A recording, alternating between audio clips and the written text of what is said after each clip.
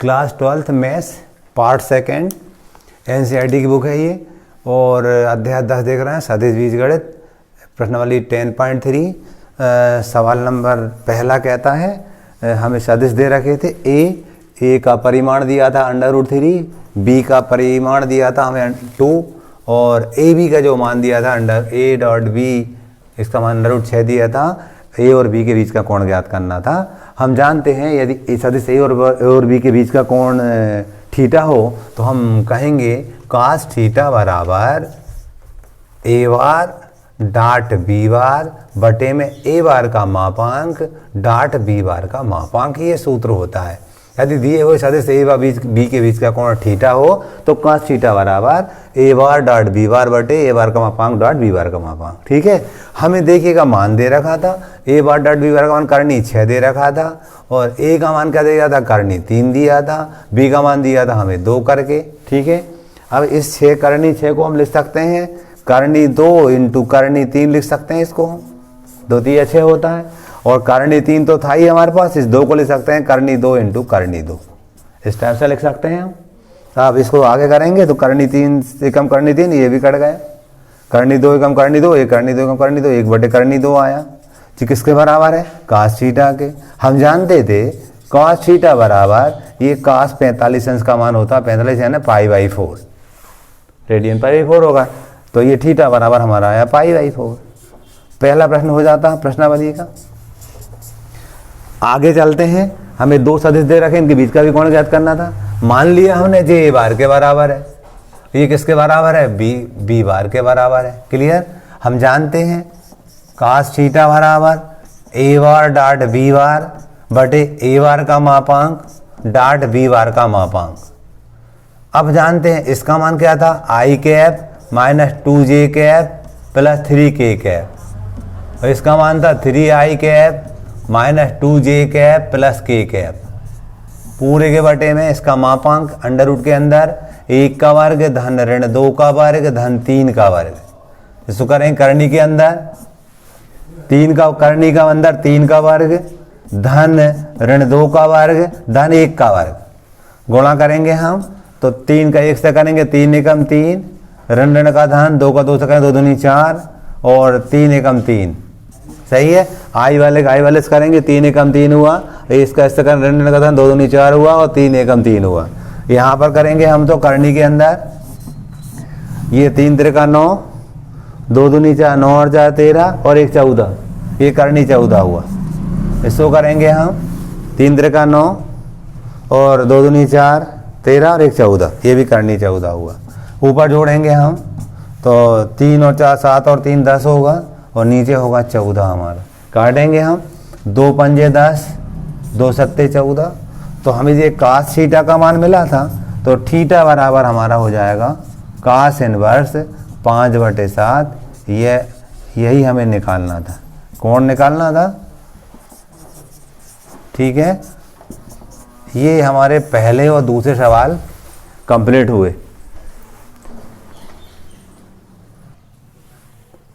Question number 3, सदिश i plus जे पर सदिश i माइनस जे का प्रक्षेप ज्ञात कीजिए। प्रक्षेप ज्ञात करने का सूत्र होता है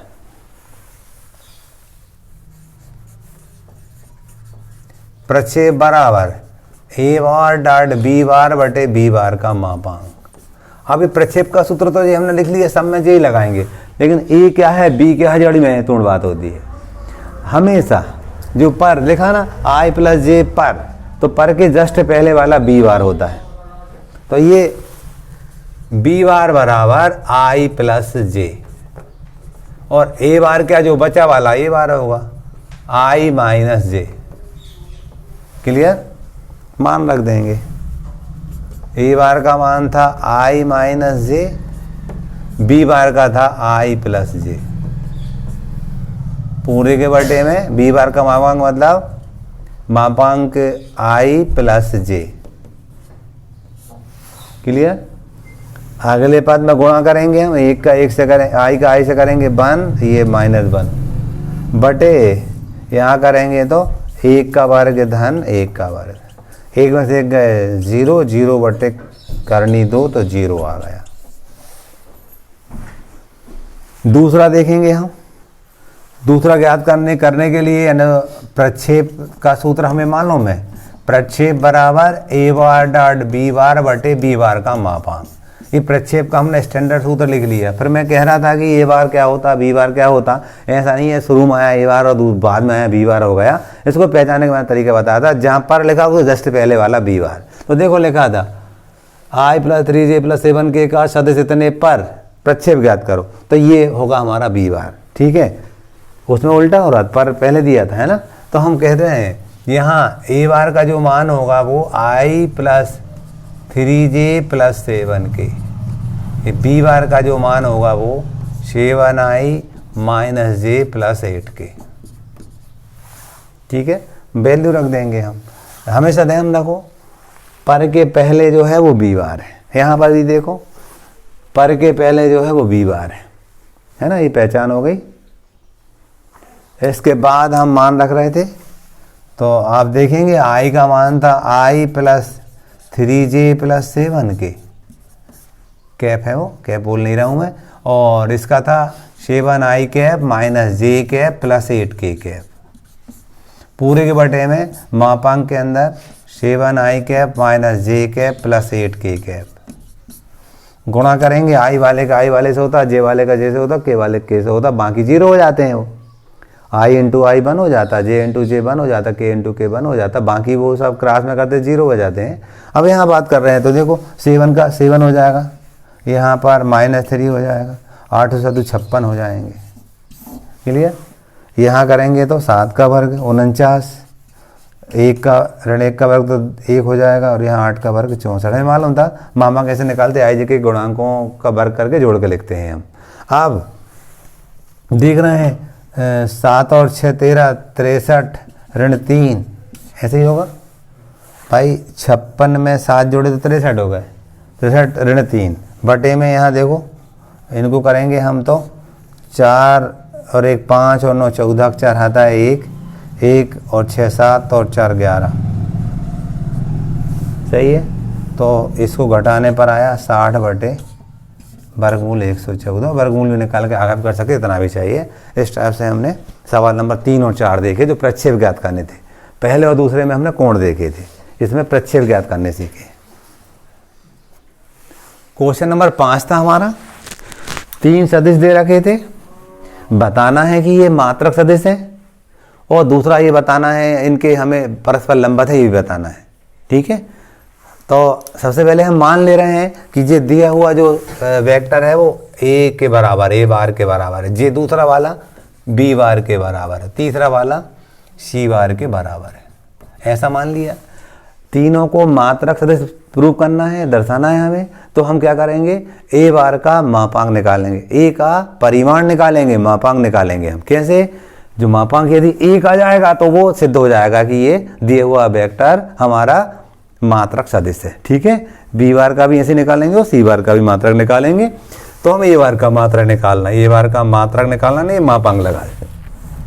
अब यहाँ क्या करेंगे, 1/7 तो बाहर है ही, हम करनी के अंदर आई जे के गुणांकों का वर्ग लगाते हैं, जोड़ के लिखते हैं। मापांक निकालने का तरीका यही होता है। तो 2 का वर्ग धन 3 का वर्ग धन 6 का वर्ग। क्लियर। तो मापांक ए बराबर 1/7, ये हुआ हमारा 4, ये 9, ये 36। ठीक है। मापांक ए बराबर हम देख रहे हैं यहाँ पर 1/7 49 होगा जोड़ने पर, 1/7 गुणे 7। तो देखा ए बार बराबर 1 आ गया, पहला भाग सिद्ध हो गया। बताना था ना कि ये मात्रक सदिश हैं, यानी उनका परिमाण निकालो और वो 1 आ जाए तो मात्रक सदिश सिद्ध हो जाता। हो गया सिद्ध पहला भाग। दूसरा ऐसे ही करेंगे, तीसरा ऐसे ही करेंगे हम। तो देखिएगा ये दूसरे को करने जा रहे थे हम। वी बार बराबर 1 मापांक लगाएंगे 1/7, ऐसा करेंगे तो 3 का वर्ग धन ऋण 6 का वर्ग धन 2 का वर्ग। हम जानते हैं जब भी हम मापांक निकालते हैं तो आई जे के गुणांकों का वर्ग करके जोड़ के लिखते हैं हम। अब 1/7, 3 त्रिका 9, 6 6 36 और 2 दूनी 4, 1/7 इसको जोड़ा हमने 49, तो 1/7 गुणे 7 कितना आया, 1 आया। तो जो बी का मापांक किसके बराबर, 1 के बराबर। क्लियर। ये भी सिद्ध हो गया हमारा कि ये दिया हुआ वेक्टर यूनिट वेक्टर है। तीसरा करेंगे हम ऐसे ही, सी बार का मापांक बराबर 1/7, यहाँ करेंगे हम मापांक के अंदर 6 की करनी के अंदर 6 की घात 2 धन 2 की घात 2 धन ऋण 3 की घात 2। इसको हल करेंगे हम तो 1/7, 6 6 36 हुआ, 2 दूनी 4 हुआ और 3 3 9 हुआ। 1/7 49 होगा, 49 का हम जानते थे 7 होता था, कट गए तो 1 आया, तो सी बार का मापांक 1 के बराबर है। इस प्रकार हमारा पहला भाग सिद्ध हुआ। यहाँ पर हम हैंस प्रूव्ड लिख दिए। ठीक है, अब बताना है कि ये जो सदिश दिए हैं परस्पर लंबवत भी हैं। लंबवत की शर्त होती है ए डॉट बी बराबर सदिश ए इंटू सदिश बी बराबर इनका जो डॉट प्रोडक्ट है वो 0 बराबर हो जाए। यानी हम क्या करेंगे, ए बार का बी बार से गुणा करेंगे और वो 0 बता देंगे। यदि वो 0 आ जाएगा तो ये परस्पर लंबवत हो जाएंगे। ऐसे ही हम बी बार का सी बार से गुणा करेंगे और 0 बता देंगे तो वो लंबवत हो जाएंगे। ऐसे ही हम सी बार का ए बार से गुणा करेंगे और 0 बता देंगे तो वो लंबवत सिद्ध हो जाएगा। ठीक है, तो इसको करने के लिए ए बार का मान क्या था, 1/7 कॉमन ले लिया, बाहर ले लिया 1/7। ठीक है, कोई दिक्कत नहीं है। 2i + 3j + 6k into 1/7। B bar का मान क्या था, 3i - 6j + 2k कैप 0 आना चाहिए। देखिए ये तो 1/49 हो गया, 7 7 49 हो गया। आई वाले गुणा करेंगे 2 3 6, जे वाले का 6 3 18, के वाले का 6 6 दूनी 12। देख रहे हैं आप 1/49, ये 18 ऋण 18 हो जाएगा, घटाए तो 0, 1/49 ये 0 बराबर, देखो 0 बराबर 0 आ गया तो परस्पर लंबवत हो गई। और भी लंबवत होगा, बी सी बताएंगे, सी ए बताएंगे, ऐसे ही हम। तो इसको देखने के लिए second B bar dot C bar 0 बताना है।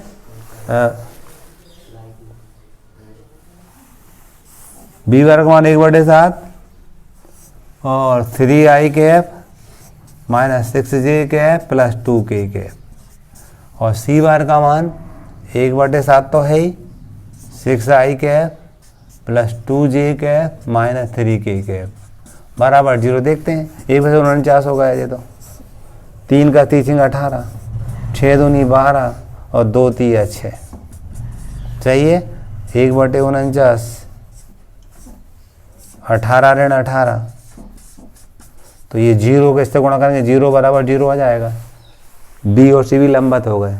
अब सी ए बताएंगे, ऐसे ही हम सी ए बताने के लिए 1/7, सी क्या था 6i + 2j - 3k, ए क्या था ए 1/7 2i cap + 3j cap + 6k cap बराबर 0।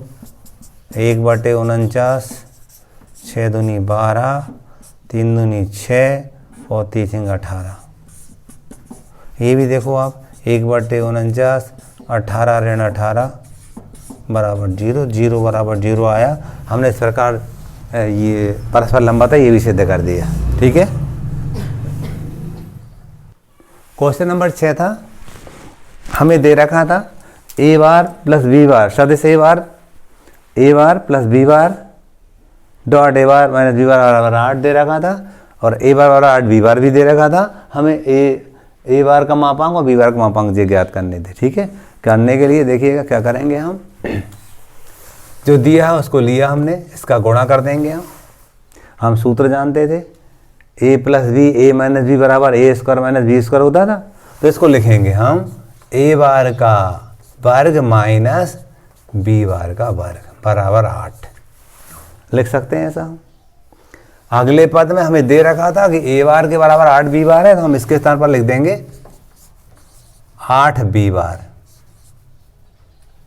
ए बार के स्थान पर 8 बी बार था, तो हम यहाँ लिख दिया हमने 8 बी बार का वर्ग। ये वर्ग लगाएंगे माइनस बी बार का वर्ग बराबर 8। अगले पद में इसका वर्ग करेंगे तो 64 बी बार का वर्ग ऋण बी बार का वर्ग बराबर 8। घटाएंगे तो 63 बी बार का वर्ग बराबर क्या है जी 8। बी बार का वर्ग बराबर 8/63। ठीक है, इसको करेंगे हम तो बी बार बराबर वर्गमूल के अंदर 8/63। क्लियर। इस मान को हम कहाँ रखेंगे, इसमें रख देंगे 1 से ए बार बराबर 8 बी बार था, तो 8 बी बार का मान था करनी 8/63, ये हमारा ए बार का मान होगा। और भी सरल कर सकते हैं इसको, हम इतना भी लिख सकते हैं।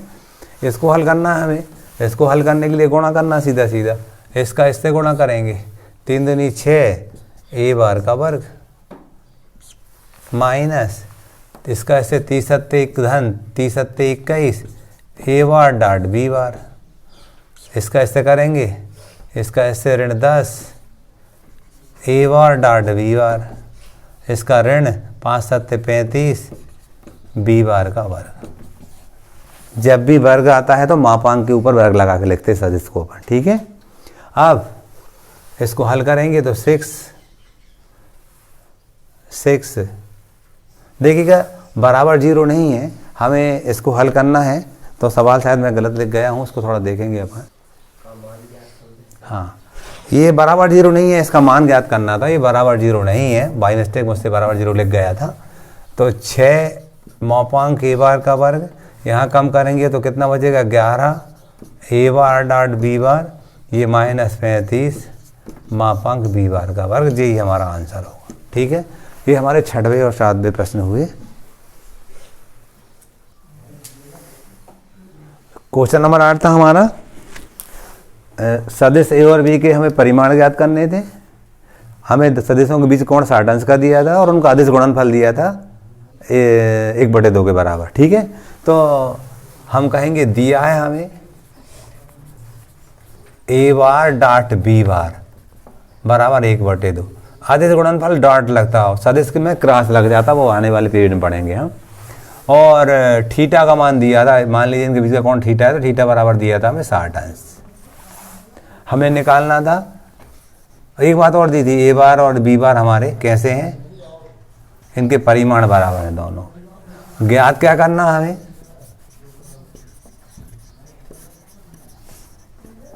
ए बार भी ज्ञात करना है और बी बार भी ज्ञात करना है, ये हमें ज्ञात करना है। ठीक है,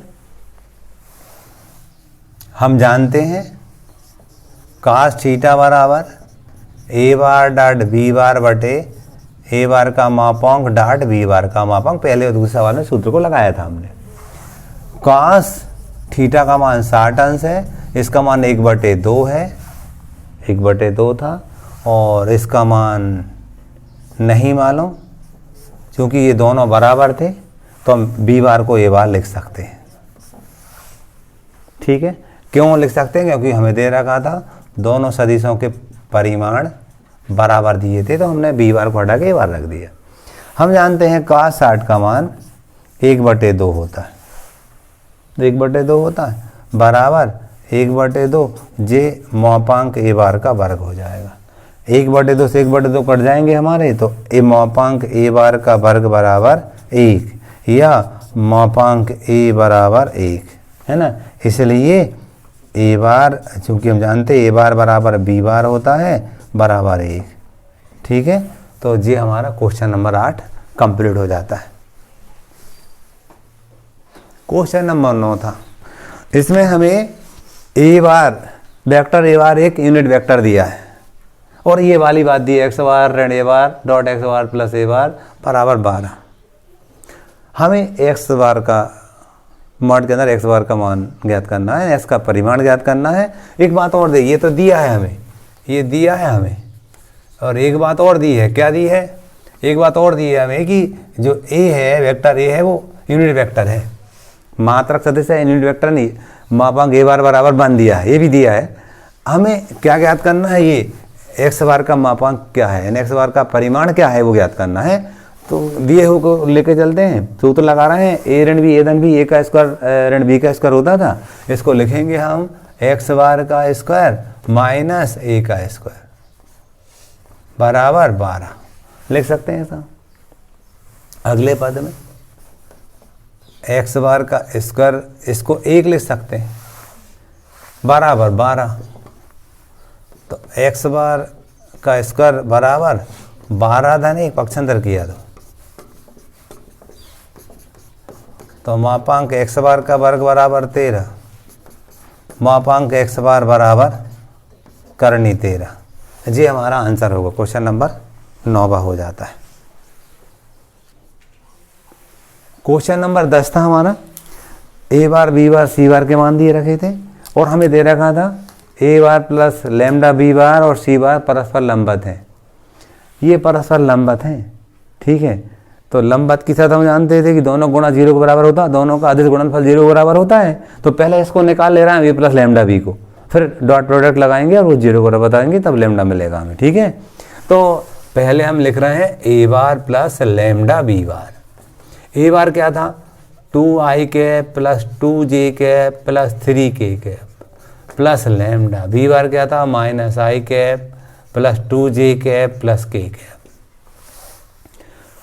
आई वाले साथ निकल कर ले रहे हैं हम, तो 2 माइनस लैम्डा आई, सही है। ये 2 प्लस 2 लैम्डा जे प्लस 3 प्लस लैम्डा के, सही है ना। आई वाले को मैंने आई का मान ले लिया, 2 माइनस लैम्डा बचेगा। जे वाले जे का मान लिया तो 2 प्लस 2 लैम्डा बचेगा जे। के माइनस के का मान लिया तो 3 प्लस लैम्डा, इसे गुणा को तो लैम्डा होगा, के के बाहर ले लिया था हमने। अब चूंकि ये दोनों सदिश परस्पर लंबवत हैं तो क्या करेंगे हम, A bar plus lambda B bar dot C bar बराबर 0। लंबवत है तो लंबवत की शर्त लगाएंगे ना, दोनों गुणनफल 0 के, दोनों का अदिश गुणनफल 0 के बराबर होगा। तो इसका मान क्या था हमारे पास, जे था। 2 माइनस लैम्डा आई कैप 2 प्लस 2 लैम्डा जे कैप 3 प्लस लैम्डा के कैप। और सी का मान क्या था हमारे पास, 3i कैप प्लस जे कैप बराबर 0। आई का आई से गुणा करेंगे, जे का जे से, के कैसे करेंगे, तो आई का करेंगे 3 कैसे होगा, 3 2 ऋण लैम्डा धन जे का इससे करेंगे तो 1 है वहाँ, 2 धन 2 लैम्डा। के है ही नहीं तो 0 हो जाएगा, के वाला पद नहीं है तो वो 0 हो जाएगा। अब अगले पद में 2 3 6 ऋण 3 लैम्डा 2 एकम 2 धन 2 लैम्डा बराबर 0। यहाँ करेंगे ऋण लैम्डा धन 8 बराबर 0। तो ऋण लैम्डा बराबर ऋण 8, तो लैम्डा बराबर 8 आ गया। तो ये लैम्डा का मान जो होगा वो 8 होगा हमारा। इसी का मान ज्ञात भी करना था हमें। इस टाइप से क्वेश्चन नंबर हमने 10 कंप्लीट कर दिया। क्वेश्चन नंबर 11 था, हमें ये 2 सदिश दे रखे थे, इन्हें परस्पर लंबवत बताना है। मान ले रहे हैं ये P के बराबर है और ये मान ले रहे हैं Q के बराबर है। हम जानते हैं 2 सदिश लंबवत की शर्त होती है कि दोनों गुणा 0 के बराबर होना चाहिए, दोनों का अदिश गुणनफल 0 के बराबर होना चाहिए। तो हम यहाँ क्या करेंगे, यहाँ पर P बार डॉट Q बार बराबर 0 लें। लंबवत की शर्त होती है तो हम दोनों गुणा करना 0 बता देंगे। तो देखिएगा P का मान क्या था वो रख देंगे, A bar B bar plus B bar मापांक ए बार, यहाँ dot A bar B bar minus B bar A bar, गुणा करते हैं। इस राशि का इससे गुणा करेंगे तो ए बार का वर्ग और बी का बी से करेंगे, ये भी बी बार का वर्ग हो जाएगा, हो जाएगा ऐसा। अब इसका इससे करेंगे ऋण, ए बार बी बार, इसका इससे करेंगे तो ए बार डॉट बी बार, सही है। अब इसका इससे करेंगे धन ए बार बी बार और ए बार डॉट बी बार। अब इसका इससे करेंगे ऋण, इसका इससे करेंगे तो ए बार का वर्ग और बी बार का वर्ग। देखिए ये वाली बात से ये बात कट गई, ये वाली बात से ये बात कट गई, 0 बराबर 0 सिद्ध हो गया। यही बताना था हमें कि परस्पर लंबवत है, ठीक है। क्वेश्चन नंबर 12 में ए बार डॉट ए बार बराबर 0 दिया था और ए बार डॉट बी बार बराबर 0 दिया था। वो कह रहे हैं तो यदि ये दो बातें दी है तो बी बार के बारे में आप क्या कहोगे, है ना। तो हम देखते हैं, हम इसको लिख सकते हैं ए बार का वर्ग बराबर 0 लिख सकते हैं इसको। दो बार है तो ए बार का मापांक ए बार का वर्ग बराबर 0, जब वर्ग होता है सदिश का तो मापांक के अंदर लिखते हैं। अब यहाँ से मिलेगा ए बार बराबर 0, है ना, सदिश ए बराबर 0 हो गया। अब चूंकि ए बार डॉट बी बार बराबर 0 है, अब हमने यहाँ ए बार बराबर 0 ले लिया तो डेफिनेटली जो बी होगा, बी का कोई भी सदस्य हो सकता है, बी कोई भी सदस्य हो सकता है ना। हम लिखेंगे उपरोक्त से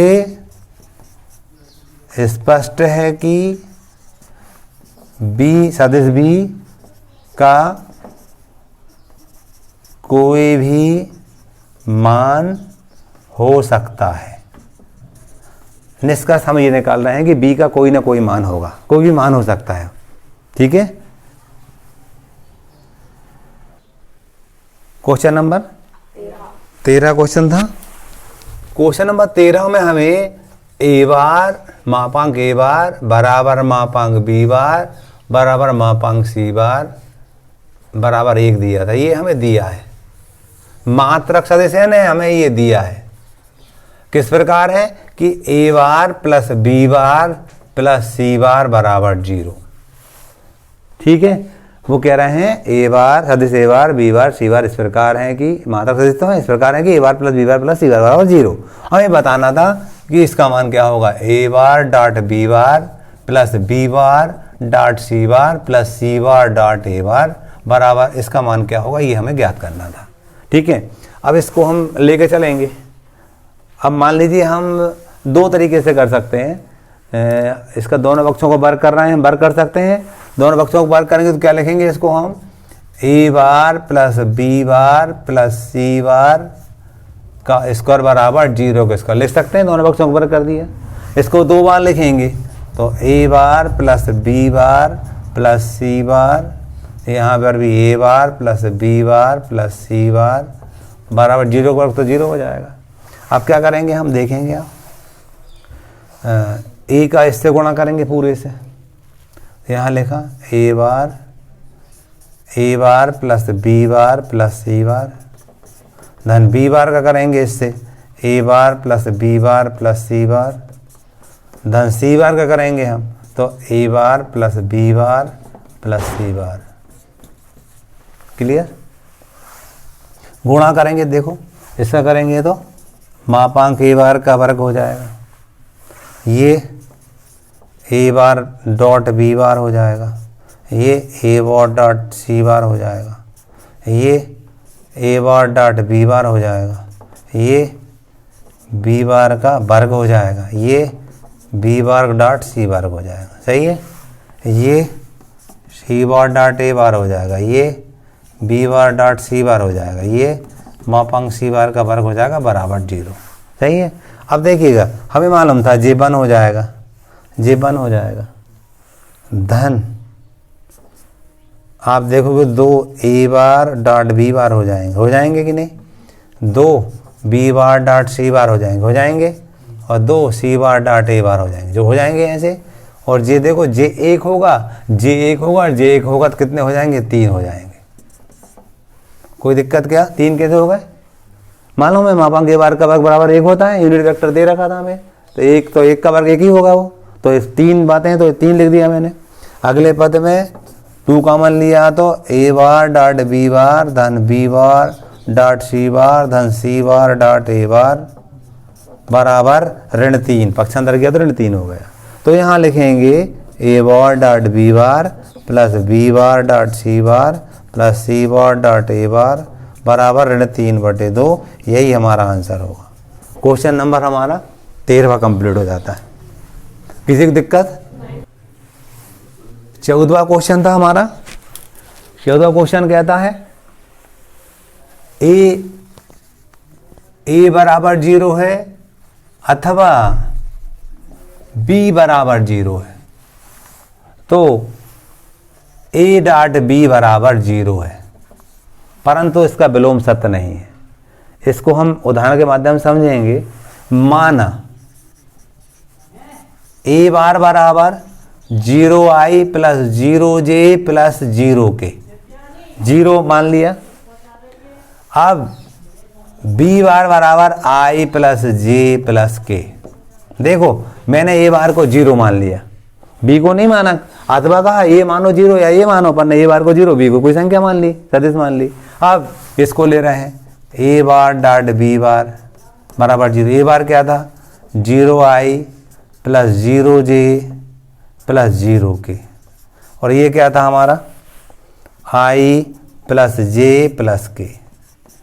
गुणा करेंगे 0 प्लस 0 प्लस 0, 0 बराबर 0, है ना।